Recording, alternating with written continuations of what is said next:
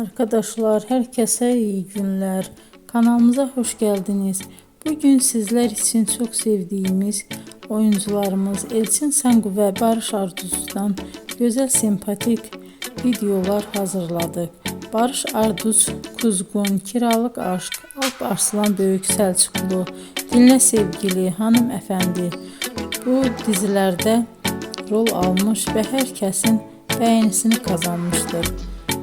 Ben de sizler için onların romantik karelerini hazırladım. Bu videoların devamının gelmesini istiyorsanızsa emeğime saygı olarak kanalıma abone olup yorum yazmayı, sona kadar izlemeyi unutmayın. İzleyen herkese teşekkür ederim. Yeni karelerle görüşmek dileğiyle. Hoşça kalın.